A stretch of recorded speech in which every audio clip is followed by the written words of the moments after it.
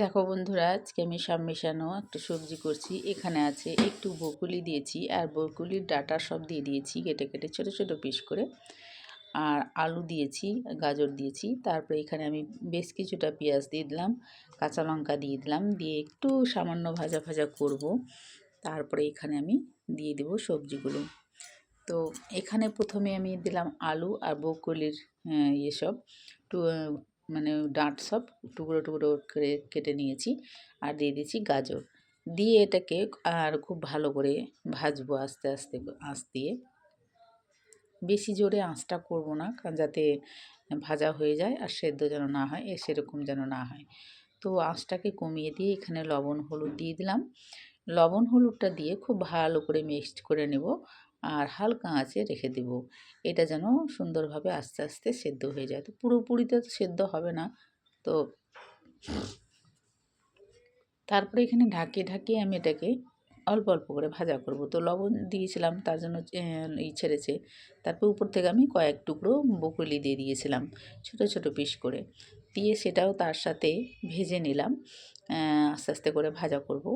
তারপরে এখানে আমি আদা কুচি দিয়ে দিলাম, আদা গ্রেট করে রেখেছিলাম, সেই গ্রেট করাটা দিয়ে দিলাম। তো তোমরা যদি বেটে দিতে চাও তো বেটেও দিতে পারো। তো আমি গ্রেট করা ছিল, সেই জন্য আমি গ্রেট করে দিয়ে দিলাম। তারপর ওটাকে দিয়েও খুব ভালো করে মিক্সড করে নিব। মিক্সড করে নিয়ে এবার আমি সামান্য একটু আঁচটাকে বাড়িয়ে দেব, আর একটু ভাজা ভাজা করব। তো দেখো, আমি অল্প তেল দিয়েছি, তোমরা আর একটু তেল দিলে আরও বেশি ভালো হবে খেতে। তো আমি অল্প তেল দিয়েছি, তোমরা আর একটু দিবা। তারপর এখানে টমেটো দিয়ে দেবো বেশ কিছুটা মানে একটা মাঝারি সাইজের একটা দিয়ে দিলাম ছোটো ছোটো পিস করে, সেটাও কেটে দিয়ে দিলাম। দিয়ে খুব ভালো করে নাড়াচাড়া করব, করে নিয়ে এটার সাথে হালকা আঁচে এবারে রেখে দেব।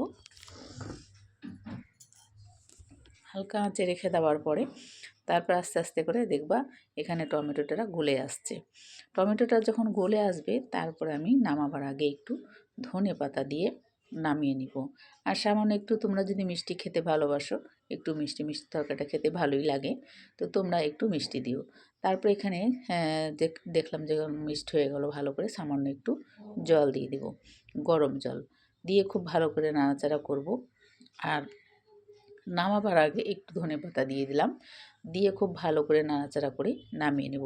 খুবই ভালো হয় খেতে, রুটি দিয়ে, তুমি পরোটা দিয়েও খেতে পারো, ভাত দিয়েও খেতে পারো, খুবই ভালো হয় খেতে। তো তোমরা একবার বকুলি ডাঁট দিয়ে এইভাবে সবজি করে খেয়ে দেখো বন্ধুরা, খুব ভালো হয়।